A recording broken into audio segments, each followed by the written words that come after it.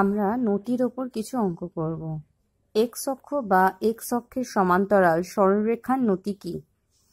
X অক্ষ হলো এইটা এক্স অক্ষ, এটা ওয়াই অক্ষ। এক্স অক্ষের সমীকরণ y ইকুয়াল টু 0, আর যে কোনো সরলরেখা যেটা এক্স অক্ষের সমান্তরাল তার সমীকরণ y ইকুয়াল টু k। তা যে কোনো সরলরেখার সমীকরণকে আমরা বলতে পারি y equal to mx plus c, যেখানে m হলো নতি। এই অঙ্কের ক্ষেত্রে দেখো y equal to mx plus c হিসেবে তুমি যদি বসাও y ইকুয়াল টু k, তাহলে এখানে কনস্ট্যান্টটা রয়েছে, দেখো সিটা রয়েছে, কিন্তু এম এক্সটা নেই। এম এক্সটা কেন নেই না, এম শূন্য হওয়ার জন্য নেই।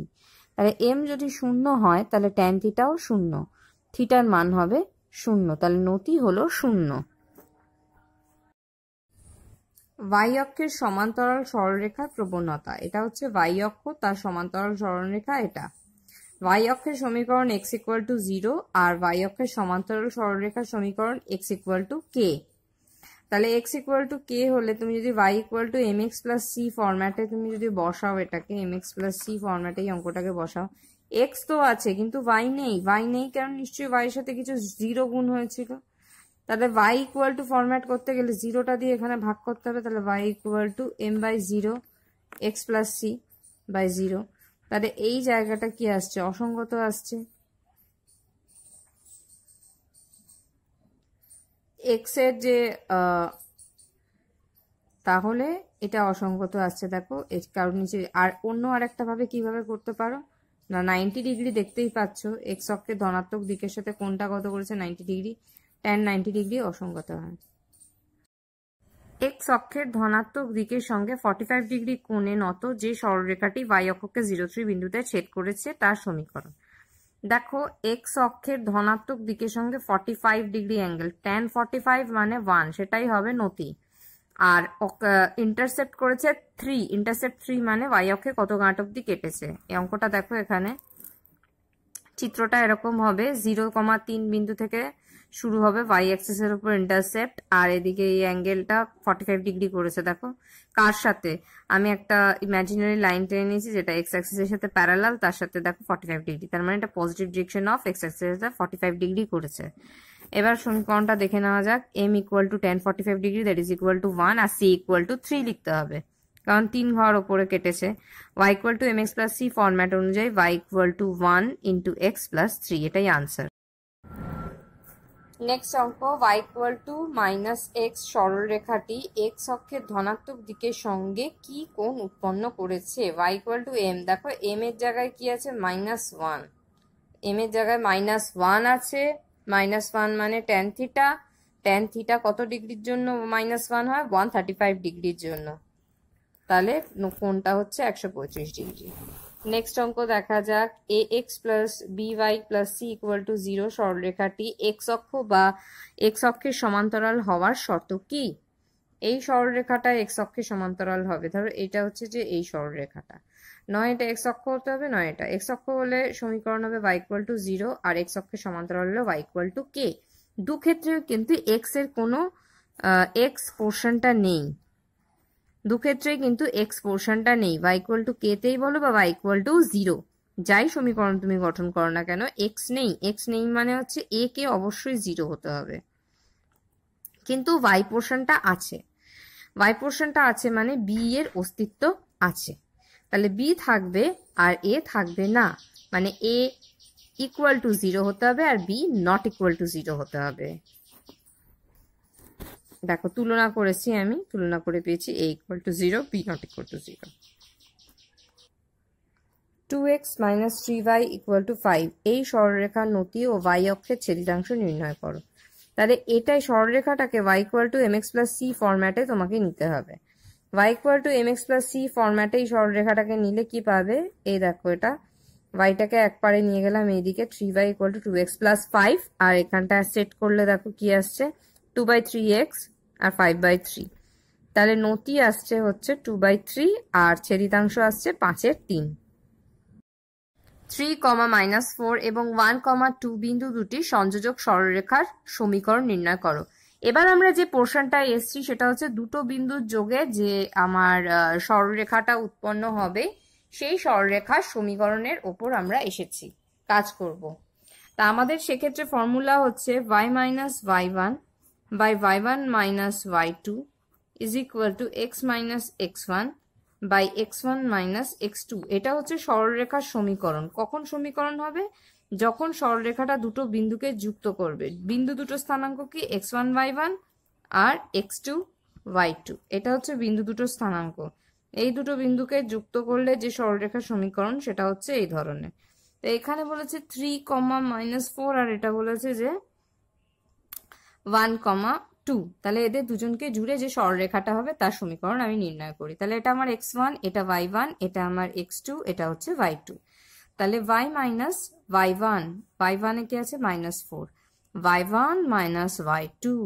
এটার উপরে দরকার পড়লে লিখে নেবে x1 y1 আর এটা হচ্ছে x2 y2। তাহলে y1 minus y2 by x minus x1, x1 এর জায়গায় হচ্ছে 3 by x1 minus x2, x2 এর জায়গায় হচ্ছে 1 দিয়ে পুট করে আমি সমীকরণটা পেলাম। অ্যাডজাস্ট করে এটা হলো গিয়ে আমার সমীকরণ y equal two -3x plus 5। এটা আমার নির্ণয় সমীকরণ। নাও আমি নেক্সট পয়েন্টে আসি। তারপর দেখাও যে এই কি দেখাতে বলেছে 3, -4 আর 1, 2 আর 2, -1 বিন্দু তিনটি সমরেখ। সমরেখ মানে হলো তিনটে বিন্দু একটা স্ট্রেট লাইনের উপরেই অবস্থিত। তা আমি অলরেডি দেখিয়ে দিয়েছি যে এই দুটোর দিয়ে যে সমীকরণটা হয় সেটা এই দুটো দিয়ে যে সমীকরণটা সেটা এখানে দেখিয়ে দেওয়া হয়েছে। এবার আমাকে জাস্ট প্রমাণ করতে হবে যে এই পয়েন্টটা এই দুটোর সংযোজক সরলরেখার উপরে অবস্থিত। তাহলে এই তিনটে পয়েন্ট সমবিন্দু হয়ে যাবে। 2, -1। তার মানে কি 2, -1 কে এই সমীকরণটায় বসাতে হবে। যদি সিদ্ধ করে সমীকরণটাকে তাহলে 2, -1 point is a part of the straight line বা 2, -1 lies on the straight line বা অবস্থিত এর উপরে বাংলায় বললে। তাহলে এটাকে আমি যদি ধরি যে তোমার লেফট হ্যান্ড সাইড আর এটাকে রাইট হ্যান্ড সাইড, তার মধ্যে এখানে ভ্যালুটা পুট করে লেফট হ্যান্ড সাইড আর রাইট হ্যান্ড সাইডকে ইকুয়েট করে আমি দেখতে পাচ্ছি যে -1 আর -1 আসছে। তাহলে LHS is equal two RHS। 2, -1 বিন্দুটি দেখো y এর উপর অবস্থিত। তিনটি বিন্দু সমরেখ। একটি ত্রিভুজের শীর্ষবিন্দু তিনটি স্থানাঙ্ক দিয়ে দেওয়া আছে। একটা হচ্ছে 2, 2, 4, 2 আর একটা -1, 3। ত্রিভুজটি -1, 3 বিন্দুগামী মধ্যমার সমীকরণ নির্ণয় করো। দেখো তিনটে বিন্দুর নাম দিয়েছি ABC আর এই ABC এর স্থানাঙ্ক দিয়েছি এবং এই স্থানাঙ্কগুলো কার সাপেক্ষে হয়েছে? মূল বিন্দু 0, 0 সাপেক্ষে কিন্তু এই তিনটে স্থানাঙ্ক বসানো হয়েছে। এবার মধ্যমা মানে কি? যে তোমার যে বাহুটা তুমি নেবে তার মধ্যবিন্দু, সেই মধ্যবিন্দুর সাথে বিপরীত শীর্ষবিন্দুকে যুক্ত করলে এটা হলো মধ্যমা। এটাকে বলে মধ্যমা। এই মধ্যমার সমীকরণ তোমাকে চাওয়া হয়েছে। তাহলে এই বিন্দুটা তোমার চাই, এই দুটোর মধ্যবিন্দু। তাহলে মধ্যবিন্দুর ফর্মুলা কি? এটা প্লাস এটা, মানে এক্স কোঅর্ডিনেট গুলোকে প্লাস করে ডিভাইডেড বাই 2 আর ওয়াই কোঅর্ডিনেট গুলোকে অ্যাড আপ করে ডিভাইডেড বাই 2। এটা তাহলে মধ্যবিন্দু পাবে। দেখে নেওয়া যাক মধ্যবিন্দু কি এসছে। এই যে মধ্যবিন্দু চলে এসছে 3,0 মধ্যবিন্দু। এবার এই মধ্যবিন্দুটা হচ্ছে শীর্ষবিন্দু এ দিয়ে যাচ্ছে, মানে মধ্যবিন্দু আর শীর্ষবিন্দু এ দিয়ে যে যাচ্ছে সরলরেখাটা, তার সমীকরণটা চেয়েছে। সেটাই মধ্যমা সমীকরণ হবে, মানে এডির সমীকরণ চাই। Simple formula y minus y1 by y1 minus y2 is equal to x minus x1, x1 এর জায়গায় -1 বাই x1 মাইনাস x2। এটা করতে হবে। দেখো y minus 3 by 3 minus 0, x minus -1 by -1 minus 3। এটা সলভ করে তোমার সমীকরণটা এটা আসবে। দেখো 3x plus 4y equal to 9। দেখে নাও, চটপট দেখে নাও। এটা হচ্ছে নির্ণেয় মধ্যমার সমীকরণ।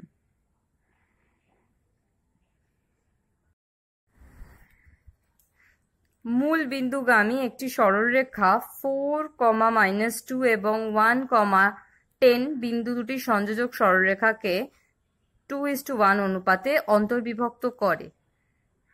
সরলরেখাটির সমীকরণ নির্ণয় করো। এটার চিত্রটা আগে দেখে নেওয়া যাক। দুটো বিন্দু আমাকে বলে দিয়েছিল।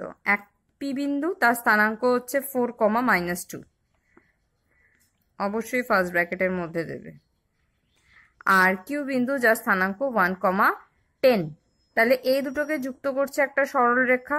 তার কিছু চাইনি, তার পরিবর্তে চেয়েছে মূল বিন্দু থেকে একটা সরল রেখা গেছে যেটা আমার প্রদত্ত সরলরেখা PQ কে ছেদ করেছে টি বিন্দুতে। টি বিন্দুতে ছেদ করবার পরে দেখা যাচ্ছে প্রদত্ত সরলরেখাটা দুটো অনুপাতে ভেঙে গেছে, 2:1 অনুপাতে দুটো টুকরো হয়ে গেছে, মানে PT is to TQ is equal to 2:1।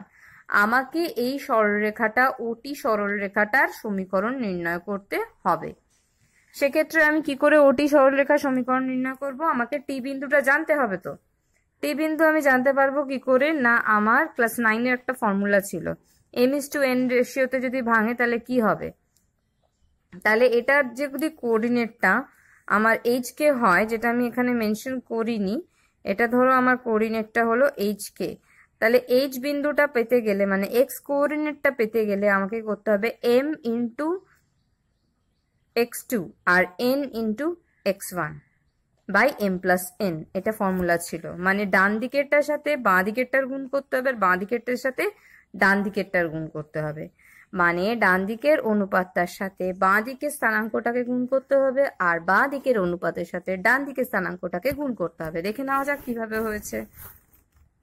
2 এর সাথে 1, 1 এর সাথে 4, দেখো এটা ছিল 2 এর সাথে 1, 1 এর সাথে 4 ডিভাইডেড বাই 2 প্লাস 1। আবার এইটার ক্ষেত্রে কি হবে? 2 এর সাথে 10 আর 1 এর সাথে -2।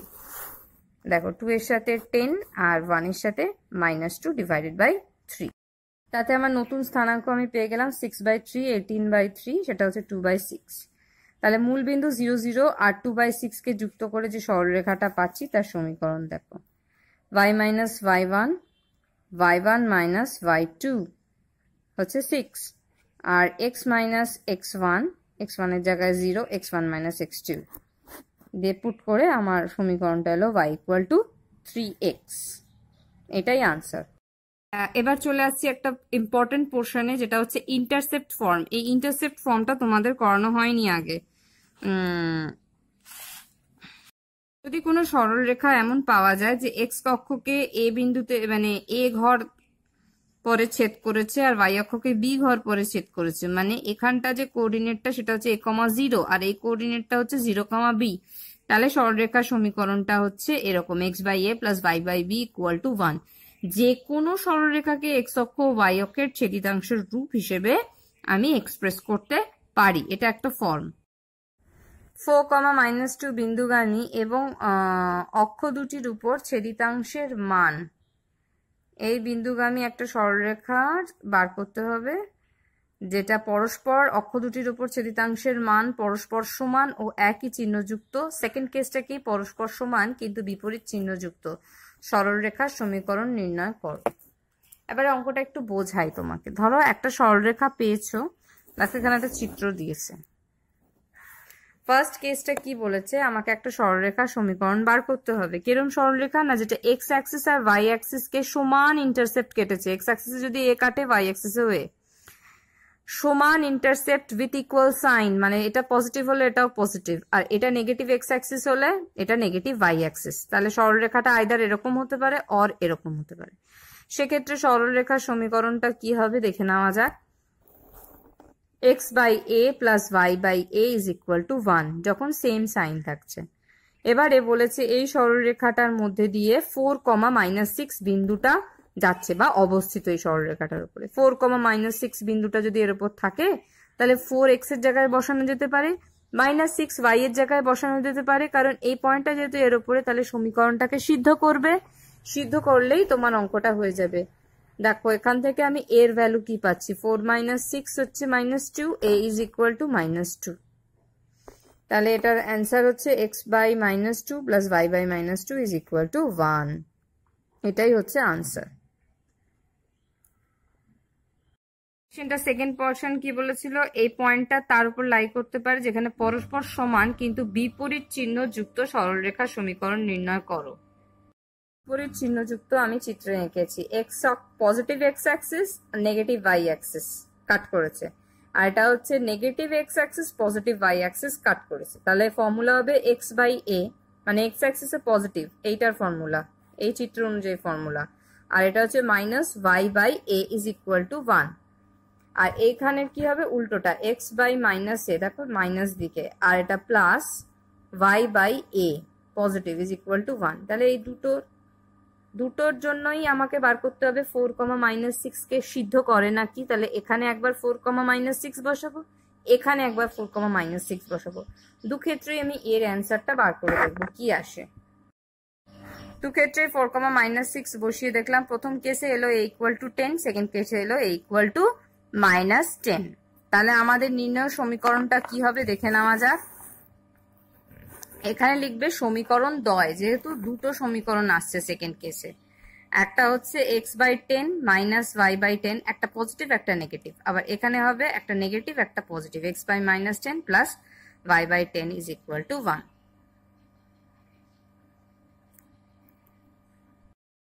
একটি সরলরেখা 3,5 বিন্দুগামী এবং অক্ষ দুটির মধ্যে রেখাটির ছিন্ন অংশ ওই বিন্দুতে সমদ্বিখণ্ডিত হয়। সরলরেখাটির সমীকরণ ও মূলবিন্দু থেকে দূরত্ব নির্ণয় করো।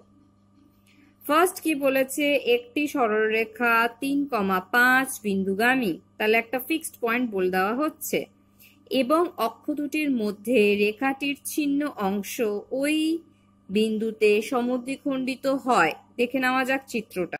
হলো আমার এক্স অ্যাক্সিস আর এটা আমার ওয়াই অ্যাক্সিস। এখানে একটা ছেদ অংশ রয়েছে সরলরেখা।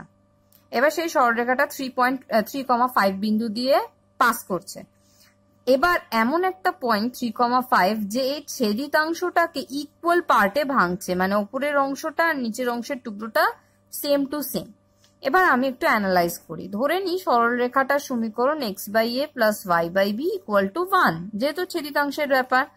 তাহলে এক্স অক্ষকে কোন বিন্দুতে ছেদ করছে, a, 0 বিন্দুতে, আর y অক্ষকে কোন বিন্দুতে ছেদ করছে, 0, b বিন্দুতে। দেখা গেল তাহলে এই দুটো বিন্দুর মধ্যবিন্দুই হচ্ছে 3,5, সেটাই আমাকে নির্ণয় করতে হবে। আমি লিখবো কিভাবে, ধরি সরলরেখাটির সমীকরণ x/a plus y/b equal to 1। X অক্ষের উপর 0a বিন্দুতে ছেদ করেছে এবং y অক্ষের উপর সরলরেখাটি 0b বিন্দুতে ছেদ করেছে। 3,5 হলো 0a ও 0b এর মধ্য বিন্দু। তা দেখে নেওয়া যাক মধ্যবিন্দুর formula, a plus 0/2, 0 plus b/2, দুটোই হচ্ছে মধ্যবিন্দু, যেটা কিনা 3,5 এর সাথে সমান। প্রথম কেসটা 3 এর সাথে সমান, দ্বিতীয় কেসটা 5 এর সাথে সমান। এখান থেকে a আর b এর ভ্যালুটা বার করছি, a equal to 6, b equal to 10। নির্ণেয় সরলরেখার সমীকরণ কি আসছে দেখো, a আর b এর জায়গায় মান বসিয়ে দিচ্ছি। x/6 y/10 is equal to 1। এটাকে একটু অ্যাডজাস্ট করলে আমার সমীকরণটা আসছে 5x plus 3y is equal two 30। এবার আমার কোয়েশ্চেনের সেকেন্ড পার্টটা বলেছে যে মূল বিন্দু মানে অরিজিন 0, 0 থেকে এই লাইনটার ডিস্টেন্স কত। ডিস্টেন্স মানে দূরত্ব, এর একটা ফর্মুলা আছে। ফর্মুলাটা দেখে নেওয়া। ফর্মুলা হচ্ছে c/√a² প্লাস b², এটার মড। এবার a আর b কে না, a আর b হচ্ছে x এর সহগ আর y এর সহগ। এই অঙ্কে a আর b কিন্তু আলাদা। এই সমীকরণটা বলছি তখন আমার a হয়ে যাচ্ছে 5, তুমি আগের পোর্শনটা ভুলে যাও, আর b হয়ে যাচ্ছে 3, আর c হয়ে যাচ্ছে 30। তাহলে ফর্মুলা হবে 30/√5² প্লাস 3²। অনুযায়ী এটা হলো 30/√5² মানে 25 আর 3² মানে 9। 30/√36, 36 এর রুট মানে 6, 6 30 কে কাটবে, অ্যান্সার হচ্ছে 5 is the distance from origin to the line, perpendicular distance of the line from origin. Next question, x cos alpha y sin alpha equal to 4 সরলরেখাটির অক্ষ দুটি দিয়ে যে রেখাংশ ছেদিত হয় সেই রেখাংশের মধ্যবিন্দুর সঞ্চার পথ নির্ণয় করো। চিত্রটা দেখে নেওয়া যাক। x cos alpha y sin alpha equal to 4 সরলরেখাটা ছিল, এই হলো সরলরেখাটা। তাহলে এটাকে আমি যদি x/a y/b ফরম্যাটে নিয়ে যাই, মানে ছেদিতাংশের ফরম্যাটে, তাহলে কি হবে, 4 দিয়ে আমি ডিভাইড দিলাম ফার্স্টে, তাহলে x/4 আর y/4 এলো। এবার cos আলফাটাকে লব থেকে হরের হরে নিয়ে গেলাম, মানে এটা 4/cos আলফা, এটা হলো 4/sin আলফা। তাহলে এই পুরো জিনিসটা আমার হয়ে গেল এ, আর এই পুরো জিনিসটা হয়ে গেল আমার বি। তাহলে আমার দেখো সমীকরণটা ছেদ করেছে এক্স অক্ষকে এ 0 বিন্দু মানে 4/cos আলফা, 0 আর 0 বি বিন্দু মানে 0 × 4/sin আলফাতে। এদের মিডল পয়েন্ট হচ্ছে পি। মিডল পয়েন্ট মানে 0 + 4/cos আলফা বাই 2 আর 4/sin আলফা + 0/2। মধ্যবিন্দুর মানে যে ফর্মুলাটায় বার করে দুটো বিন্দু স্থানাঙ্কের এক্স কোঅর্ডিনেটটাকে প্লাস করে ডিভাইডেড বাই 2 আর ওয়াই কোঅর্ডিনেটটাকে প্লাস করে ডিভাইডেড বাই 2। দেখো মধ্যবিন্দু স্থানাঙ্ক এভাবেই বার করছি, প্লাস করে ডিভাইডেড বাই 2 পেয়ে গেলাম। এই স্থানাঙ্কটাকে আমি এইচ আর কে হিসেবে আখ্যা দিলাম, যেটা এইচ আর এটা কে। এখান থেকে কজ আলফার ভ্যালু বার করতে হবে, এখান থেকে সাইন আলফার ভ্যালু বার করতে হবে। কস আলফা এলো 2/h, সাইন আলফা এলো 2/k। Cos alpha sine alpha একভাবে এলিমিনেট করা যায়, cos square alpha plus sine square alpha কে করে দিলে তুমি এলিমিনেট করতে পারবে 2/h whole square plus 2/k whole square. এখানটা করে দাও, দেখো এরকম আসছে সমীকরণটা। এবার যেহেতু লোকাস বলেছে, লোকাস বা সঞ্চার পথ নির্ণয় করার এটাই হচ্ছে মেথড। এইচ কে ধরতে হবে যে পার্টিকুলার পয়েন্ট। লোকাস বা সঞ্চার পথ ধরবার আগে যে বিন্দুটার লোকাস ধরবে, এখানে পি বিন্দুর লোকাস নির্ণয় করতে দিয়েছিল। তো লোকাস ধরতে গেলে ফার্স্টে তোমাকে পি কে একটা ফিক্সড পয়েন্ট ধরতে হবে। ফিক্সড পয়েন্ট তুমি ফিক্সড পয়েন্ট ধরেছো, সেটা হচ্ছে এইচ আর কে। তারপরে এই ফিক্সড পয়েন্টটা দিয়ে সমীকরণের মতো বার করে এটাকে ফিক্সড পয়েন্টটা থাকলে শুধু এইচ কে থাকবে, বাকি আর অন্য কোনো ভ্যারিয়েবল থাকবে না। এই অবস্থায় এনে এইচ আর কে টাকে ভ্যারিয়েবল বানিয়ে দেবে। এটা হচ্ছে চল রাশি ছিল না, এইচ কে ছিল একটা ধ্রুবকের মতো, সেইটাকে চল রাশিতে কনভার্ট করতে হবে। সেটাই তখন তোমার হবে লোকাস বা সঞ্চার পথ। তাহলে এইচ কে পরিবর্তে তোমাকে এক্স আর ওয়াই, পি এর সঞ্চার পথ হলো 1/x² + 1/y² = 4। একটি গতিশীল সরলরেখার সব অবস্থানে রেখাটির অক্ষ দুটির ছেদিতাংশ দুটির অনন্যকের সমষ্টি সর্বদা ধ্রুবক। দেখাও যে রেখাটি স্থির বিন্দুগামী। দেখো ছেদিতাংশ দেওয়া অঙ্কগুলোতে প্রত্যেকটা ক্ষেত্রে তোমাকে ফর্মুলা ধরতে হবে x/a + y/b = 1। এবারে যেখানে ছেদ করেছে, এক্স অক্ষকে ছেদ করেছে a,0 বিন্দুতে, ওয়াই অক্ষকে ছেদ করেছে 0,b বিন্দুতে। তুমি দেখো যে এক্স অক্ষের উপর যে ইন্টারসেপ্ট সেটা হচ্ছে এ, আর ওয়াই অক্ষের উপর যে ইন্টারসেপ্ট সেটা হলো বি। এবার তোমাকে বলে দিয়েছে অনন্যকের সমষ্টি নিতে, মানে এক্স অক্ষের উপর যে ইন্টারসেপ্টটা আছে দ্যাট ইজ এ, তার অনন্যক কি 1/a, আর ওয়াই অক্ষের ওপর যে ইন্টারসেপ্টটা আছে সেটা হচ্ছে বি, দ্যাট ইজ 1/b। তাহলে 1/a + 1/b = কনস্ট্যান্ট কে বলে দিয়েছে। এবার তুমি কেটা দিয়ে ভাগ দিয়ে দাও, তাহলে ওটা হবে 1/k/a + 1/k/b = 1। দেখো ক্লিয়ারলি দেখা যাচ্ছে যদি x/a + y/b সরলরেখাটা 1/k, 1/k point দিয়ে যায়, তাহলে এই কন্ডিশনটা স্যাটিসফাই করে। তার মানে এটা একটা ফিক্সড পয়েন্ট দিয়ে যাচ্ছে, কারণ কে তো কনস্ট্যান্ট 1/k আর 1/k পয়েন্ট।